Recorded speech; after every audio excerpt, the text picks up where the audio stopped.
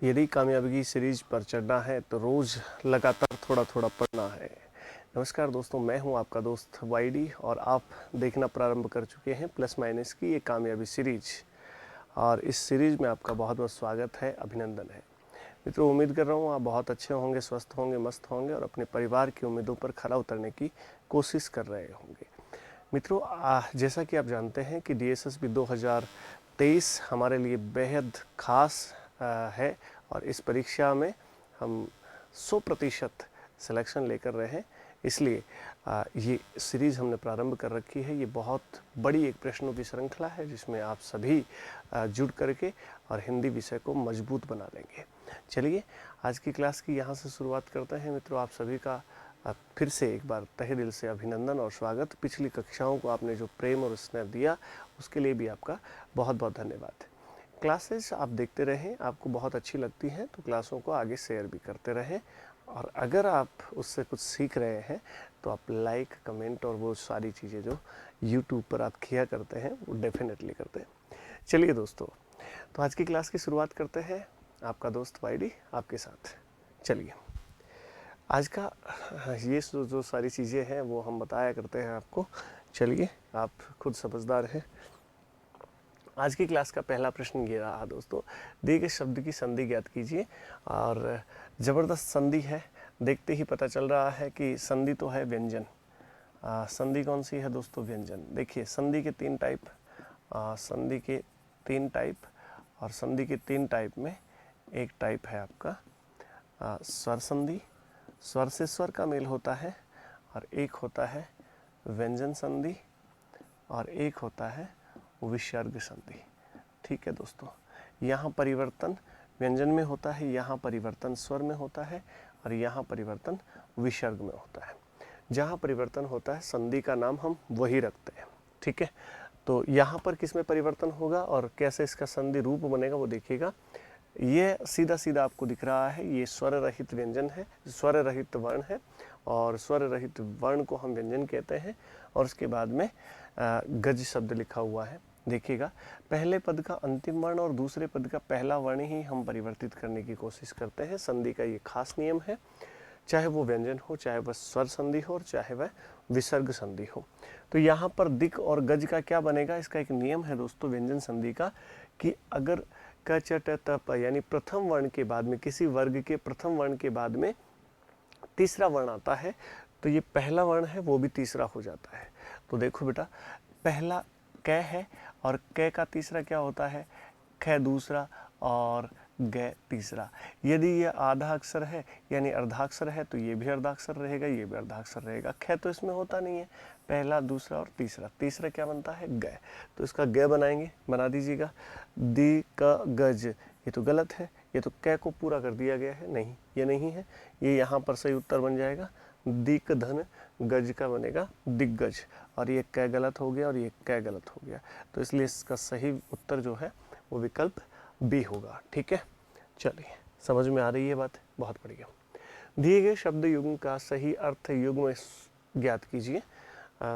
शब्द युग्म है, एक जैसे सुनने में लगने वाले शब्द हैं, इनका अर्थ भिन्न भिन्न होता है। और ऐसे शब्द और ऐसे प्रश्न आपको परीक्षाओं में बहुत देखने को मिलेंगे और आप कोशिश करें कि ऐसे प्रश्नों का सहज रूप से आप उत्तर बना सकें। चलिए, पहला है प्रणय और दूसरा है परिणय। तो प्रणय का मतलब आप किसी से प्रेम करते हैं तो उसको प्रणय कहते हैं, और परिणय का मतलब आप एक बंधन में बंधते हैं, उससे जिससे आप प्रेम करते हैं उससे विवाह अगर आपका हो जाता है तो उसे परिणय कहते हैं। इसीलिए परिणय सूत्र या परिणय बंधन आता है। आप खूब सोशल मीडिया पे आजकल देखते होंगे परिणय बंधन में बंधने के, परिणय सूत्र में बंधने के लिए बहुत बहुत शुभकामनाएं, ऐसा कुछ देखते होंगे। विवाह नहीं होता, परिणय का मतलब प्रेम होता है। इसमें एक ही विकल्प ऐसा है जो इस बात को स्पष्ट करता है, प्रेम और विवाह। ठीक है, तो विकल्प 20 का सही उत्तर है। तीसरा, आज की क्लास का तीसरा और क्रमशः ये 43वां क्वेश्चन है, ये प्रश्न है, दिए गए शब्द की संज्ञा ज्ञात कीजिए। देखो दोस्तों, संज्ञा किसे कहते हैं? किसी नाम को ही क्या कहते हैं? संज्ञा। किसी नाम को या किसी भी नाम को, यानी सभी नामों को क्या कहा जाता है? संज्ञा कहा जाता है, पहली बात। और संज्ञा अगर जनरली देखी जाए तो 3 प्रकार की होती हैं। एक होता है दोस्तों व्यक्तिवाचक, क्या होता है? व्यक्तिवाचक। और दूसरा होता है आपका जातिवाचक, क्या होता है भाई? जातिवाचक। और एक होता है आपका कौन सा? भाववाचक। सुनिए, क्या? भाववाचक संज्ञा। अब ढंग से सुने दोस्तों, देखो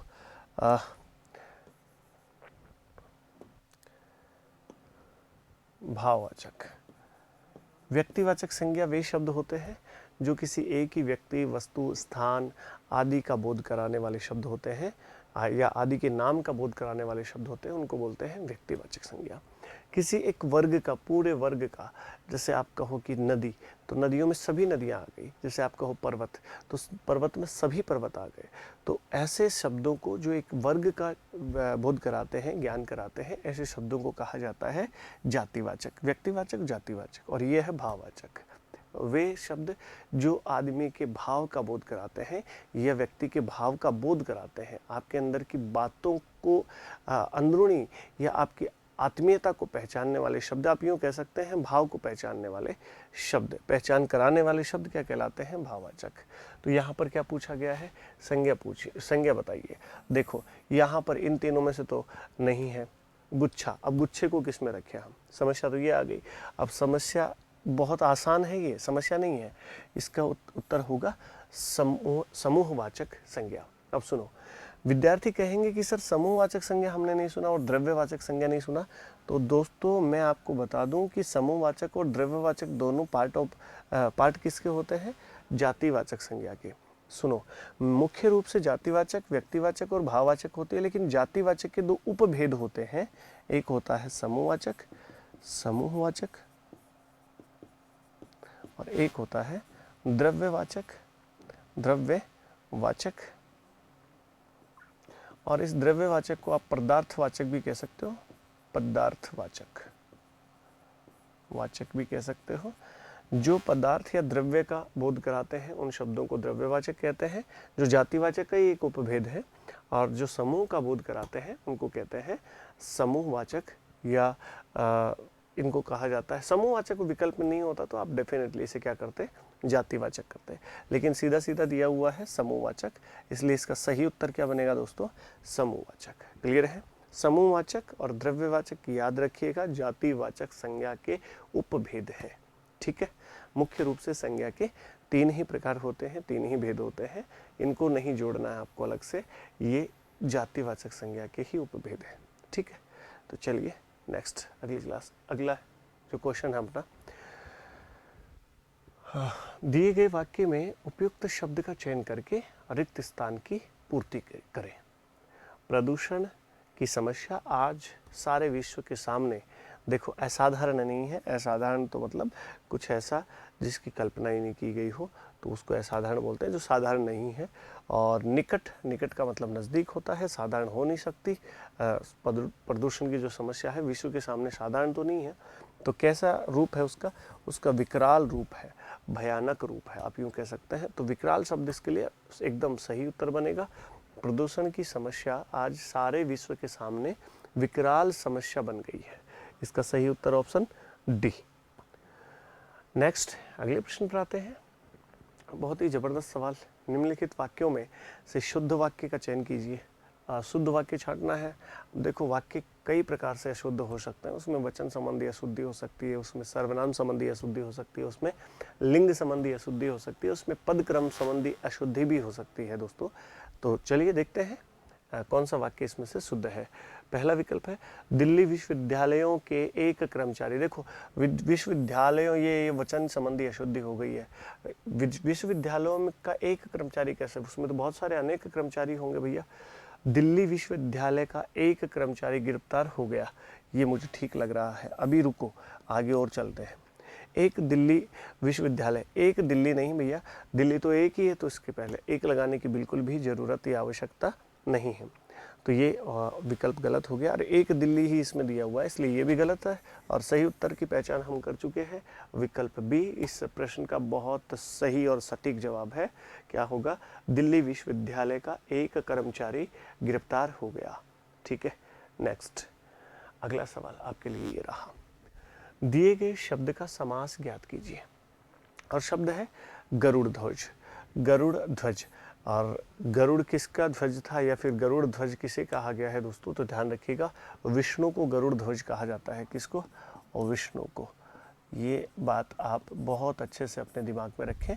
और वे शब्द जो तीसरा अर्थ प्रकट करते हैं, जो अन्य अर्थ प्रकट करते हैं, उन शब्दों को हम कौन से समास में रखते हैं? उन्हें रखते हैं बहुव्रीहि समास में। कौन से समास में? बहुव्रीहि समास में। कर्मधारय नहीं होगा दोस्तों, अव्ययी भाव समास नहीं होगा। द्विगु तो वो होता है जिसमें पहला पद संख्यावाची होता है, इसलिए इसका सही उत्तर क्या बनेगा? बहुव्रीहि, यानी ऑप्शन 2, ऑप्शन बी। ठीक है, नेक्स्ट अगला सवाल आपके लिए ये रहा। निम्नलिखित प्रश्न में दिए गए 4 विकल्पों में से उस विकल्प का चयन करें जो दिए गए मुहावरे के अर्थ को सर्वश्रेष्ठ रूप से व्यक्त करता है। इधर का न उधर का होना, तो भैया देखो ये वही वाली बात हो गई, पिछली परीक्षा में आया था अधर में लटकना। अधर में लटकने का मतलब भी यही होता है, न इधर का न उधर का।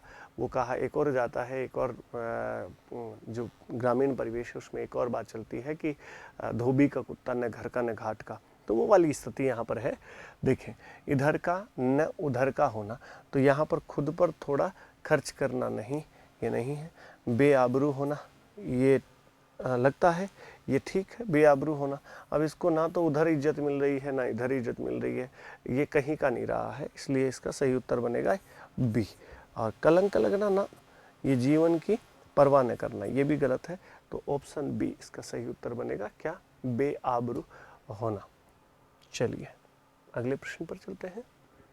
सवाल आपके लिए रहा, निम्नलिखित में से कौन सा शब्द नित्य एक वचन ही प्रयुक्त होता, एक वचन में ही प्रयुक्त होता है?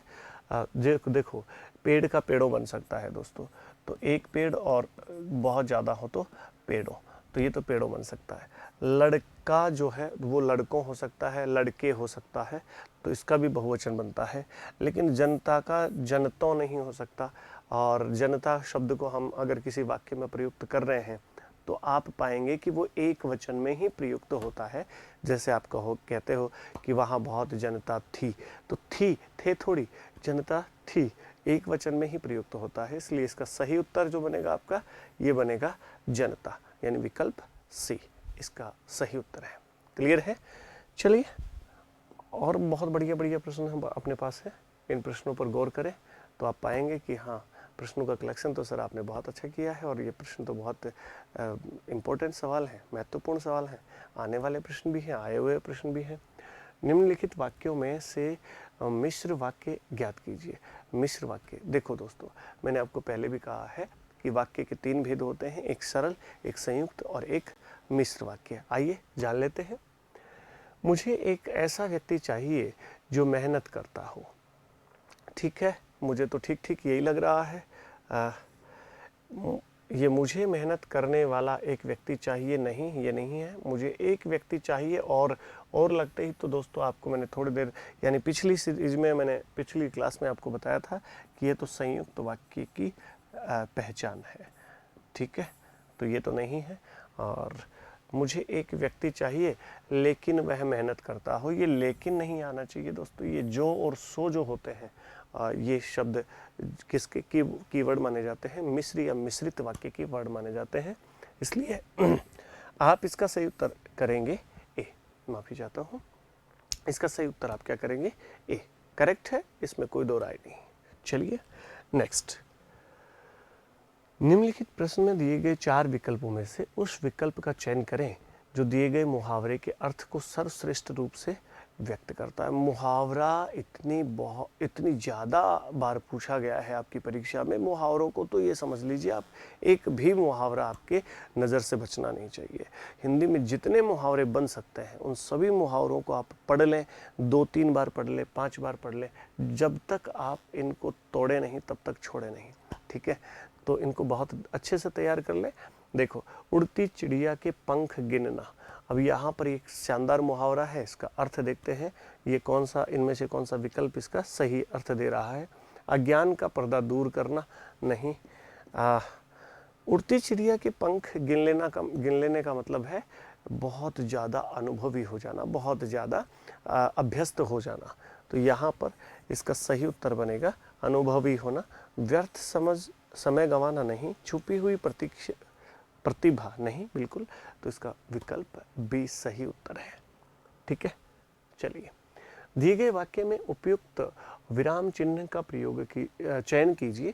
तो ये सवाल मुहावरा और विराम चिन्ह DSSB में नहीं हो तो ये एग्जाम अधूरी लगेगी आपको। ठीक है, तो ध्यान देंगे। देखो कौन सा विराम चिन्ह यहाँ पर प्रयुक्त होगा। तुम कब और मैक्सिमम टाइम, ये और आपने पाया होगा दोस्तों, मैक्सिमम टाइम या अधिकतर समय आपको कौन सा जो विराम चिन्ह है वो पूछा गया है, वो पूछा गया है आपको तुम कब आओगे। यहाँ तो प्रश्नवाचक ये रहा, कौन सा है, प्रश्नवाचक। तो सबसे ज़्यादा बार आपको अगर कोई विराम चिन्ह की जानकारी के लिए पूछा गया है तो वो है प्रश्नवाचक और दूसरा है विस्मयादि बोधक। इन दोनों विराम चिन्हों को ध्यान से पढ़ करके जाएंगे आप। ये अर्ध विराम चिन्ह क्या होता है, अर्ध विराम चिन्ह ये इस तरह से लगता है दोस्तों, और ये जब अल्प विराम से अधिक समय के लिए वाक्य में ठहराव लिया जाता है तो वहाँ इसका प्रयोग किया जाता है। जब वाक्य पूर्ण हो जाता है, यानी आपका कथन पूर्ण हो जाता है, तो कथन के बाद में पूर्ण विराम लगाया जाता है। और कोष्टक किसी वाक्य का सरल रूप लिखने के लिए आप कोष्टक का प्रयोग करते हैं। और हिंदी में केवल एक ही प्रकार का कोष्टक होता है। मैथ्स में आप देखते हैं मझला कोष्टक, बड़ा कोष्टक, ये सब, तो आप हिंदी में इसी कोष्टक की बात करते हैं। और कोष्टक कहाँ काम में लिया जाता है, जब आप किसी शब्द को नहीं समझ पा रहे हैं तो उसका सरल रूप यानी उसका पर्यायवाची लिखने के लिए आप काम में ले सकते हैं कोष्टक को। लेकिन इसका सही उत्तर बनेगा ऑप्शन डी। क्लियर, चलिए नेक्स्ट। दिए गए शब्द युग्म का सही शब्द युग्म ज्ञात कीजिए। एक है अगद और एक है अंगद। अगद का मतलब होता है दोस्तों निरोग, जिसको कोई रोग नहीं हुआ तो उसको कहते हैं निरोग। तो ये देखो, ये है निरोग। और अंगद का मतलब होता है बाली का पुत्र। क्या होता है, बाली का पुत्र। तो यहाँ पर निरोग है तो इसके लिए ये कर सकते हैं, लेकिन यहाँ पर बाली का पुत्र नहीं है। अंगद एक पात्र है रामायण में, आप देखते हैं दोस्तों, सुग्रीव के भाई बाली और बाली के पुत्र का नाम था अंगद, है ना। तो यहाँ पर ये इत्र है, इत्र नहीं है। और ये इत्र पहले आया है, यहाँ पुत्र आया है और भेद आया है, ये नहीं है। इसका सही उत्तर बनेगा आपका ऑप्शन डी। ठीक है, तो इसका सही उत्तर क्या हो जाएगा मित्रों, ऑप्शन डी, निरोग और बाली का पुत्र। ठीक है, चलिए अगले सवाल पर चलते हैं। अगला सवाल ये रहा आपकी स्क्रीन पर। दिए गए वाक्य में उपयुक्त विराम चिन्ह का चयन कीजिए। अब ये देखो, देखते ही या वाक्य को पढ़ते ही आपको अंदाजा लग रहा है, आपको पता चल रहा है कि ये इसमें कौन सा विराम चिन्ह आप काम मिलेंगे। तो छी यहाँ पर लिखा हुआ है और यहाँ पर ऑलरेडी एक विराम चिन्ह काम में ले रखा है। उपविराम यहाँ पर देखो, ये विराम चिन्ह उपविराम नहीं होना चाहिए था, छी केवल सीधा होना चाहिए था। और यहाँ पर अगर उपविराम काम में ले रखा है तो ये है विसर्ग के रूप में काम में आया है। किसके रूप में, विसर्ग के रूप में काम में आया है छी। ठीक है, तो ये उपविराम नहीं लगाना है। प्रश्नवाचक यहाँ कोई बात नहीं है, ऐसी प्रश्न वाली कोई बात नहीं है। विस्मयादि बोधक, बिल्कुल। देखो जब आपको किसी से घृणा होती है तो भी आप विस्मयादि बोधक विराम चिन्ह का प्रयोग करते हैं। अर्धविराम पहले ही आपको मैंने बताया, इस प्रकार से जो लगता है वो वाक्य में अर्धविराम होता है। इसका सही उत्तर क्या बनेगा, विस्मयादि बोधक। ठीक है, आप उम्मीद कर रहा हूँ आप समझ पा रहे हैं। अगर आपको चीज़ें कम समझ आ रही हैं या मेरी स्पीड को थोड़ा कम करना चाहते हो तो आप वीडियो को पॉज करके बैक करके वापस वीडियो को देख सकते हैं। अगर फिर भी आपको कम समझ में आ रही है चीज़ें तो आप मुझे कमेंट बॉक्स में लिख करके ज़रूर बताएं ताकि मैं स्पीड को कम कर दूं। मुझे लग रहा है कि आपकी इतनी समझ है, मैं इतना मानकर चल रहा हूँ कि इतनी जो आपकी बेसिक समझ है वो तैयार है, इसलिए मैं थोड़ा सा इस तरह से आपको सवाल करवा रहा हूँ और उम्मीद कर रहा हूँ कि आप इन सवालों को समझ भी रहे होंगे। धन्यवाद। चलिए नेक्स्ट, अगला क्वेश्चन ये रहा, कौन सा उपसर्ग आचार शब्द से पूर्व लगने पर उसका अर्थ जुल्म हो जाता है। जुल्म का मतलब भाई कोई किसी पर आप कुठाराघात करते हैं या किसी पर आप अत्याचार करते हैं तो उसको जुल्म बोलते हैं। अब यहाँ पर देखिएगा, आचार का मतलब होता है व्यवहार। क्या होता है, व्यवहार। और व्यवहार में अगर आप यानी आचार में अगर आप एक उपसर्ग जोड़ेंगे तो इसका बन जाएगा दुर्व्यवहार। क्या बन जाएगा? दुर्व्यवहार, यानी बुरा आचरण। तो यहाँ पर दुर जोड़ दो दोस्तों और इसका बन जाएगा दुराचार। क्या बन जाएगा? दुराचार। तो आचार ठीक है, लेकिन इसका विपरीत उल्टा बन जाएगा दुराचार। ये सही है इसका उत्तर, विकल्प ए। अति नहीं होता है, निर नहीं होता है, अन नहीं होता, ये जोड़ने पर इसका विपरीत या फिर जुल्म का अर्थ नहीं देते हैं। तो दुर जोड़ने पर जो है वो जुल्म का अर्थ प्रकट होता है, इसलिए इसका सही उत्तर क्या बनेगा? ऑप्शन ए, दुर। ठीक है, नेक्स्ट सवाल है, कपीस में प्रयुक्त संधि का नाम है, क्या नाम है बताइए। यहाँ पर पूर्ण विराम होता तो ठीक होता, या फिर आगे विवरण टाइप का कोई होता तो चिन्ह होता तो ठीक था, पूर्ण विराम होना चाहिए था। दीर्घ संधि, व्यंजन संधि, यण संधि और गुण संधि। देखो इसका संधि विच्छेद करते हैं पहले। एक शब्द है कपि और एक शब्द है ईश, और कपि का मतलब होता है बंदर, लंगूर, और इसका मतलब होता है भगवान। ठीक है, और इसमें ई है और आगे ई है। दोस्तों ई और ई मिलकर के बड़ा ई बनते हैं आपके हिसाब से, जिसको दीर्घ ई कहते हैं आप। दीर्घ रूप ले लेता है ये, और इससे बनता है आपका शब्द। देखो मैं आपको खोल करके समझाने की कोशिश करता हूँ, ऐसा किस में होता है वो भी बात करेंगे। तो कै का तो कई रहेगा दोस्तों। पहले पद का अंतिम वर्ण है पी, और पी में से ई गया तो पै बच गया आधा। ठीक है, ये लो, और इस ई को आपने बाहर निकाल लिया, इस ई को भी आपने बाहर निकाल लिया, ये बन गई थी बड़ी ई, और आगे कौन बचा है? से। अब इसको आपने जोड़ना है बस। इसमें ई को जोड़ा तो बन गया दोस्तों कपी, लेकिन यहाँ पर बड़ा बनेगा। ठीक है, और बच गया कौन है? से, और शब्द बन गया कपीस। ध्यान दीजिएगा आप इस बात पर कि ऐसा कौन सी संधि में होता है, छोटा बड़ा, बड़ा बड़ा, या बड़ा मिलकर के, छोटा बड़ा या छोटा छोटा या बड़ा बड़ा मिलकर के जब बड़ा बनता है या दीर्घ बनता है, तो वहाँ पर संधि का नाम हो जाता है दीर्घ स्वर संधि। क्या नाम हो जाता है? दीर्घ स्वर संधि। ठीक है दोस्तों, तो ये दीर्घ स्वर संधि का उदाहरण है, और इसमें अगर हम विकल्प ढूंढने जाएंगे तो पहला ही विकल्प इसका सही उत्तर हमें मिल जाएगा। व्यंजन में ऐसा कुछ होता नहीं है। व्यंजन में पहले पद का अंतिम वर्ण जो है वो व्यंजन होना चाहिए, और बाद में व्यंजन या स्वर कोई भी हो सकता है। यण में ऐसा नहीं होता। यण में पहले ई उ री की मात्रा आनी चाहिए, और गुण में ऐसा नहीं होता। गुण में बाद में ई या उ री की मात्रा आनी चाहिए। तो ये भी नहीं है, ये भी नहीं है, ये भी नहीं है, इसका सही उत्तर है दीर्घ। ठीक है, चलिए, तो आज की क्लास को हम यहीं समाप्त करते हैं दोस्तों, और बहुत ही शालीन और सटीक क्लास है। मुझे लग रहा है कि आप ऐसा पढ़ करके, या देखो चीज़ें क्या होती हैं, चीज़ें आसान ही होती हैं, और जो लगने वाले विद्यार्थी होते हैं, जिन भर्तियों में जिन विद्यार्थियों का सिलेक्शन होता है, वो आप और हम में से ही होते हैं दोस्तों। लेकिन जरा सा मामूली रत्ती भर का उनमें अंतर होता है। वो अंतर ये होता है कि वो कॉन्सेंट्रेंट होते हैं, मतलब आप कॉन्सेंट्रेंट हैं, और आपकी जो नौकरी है वो तो निश्चित है। आप और हम मिलकर के अगर ऐसे ही ये योग करते रहे, ये क्लास लेते रहे, ज्वाइन करते रहे, तो निश्चित रूप से आप अपनी सफलता को प्राप्त करेंगे। तो मित्रों, आज के लिए इतना ही रखते हैं। अगली क्लास में आपसे फिर बातचीत होगी, मुलाकात होगी। तब तक के लिए इजाज़त दीजिए। नमस्कार।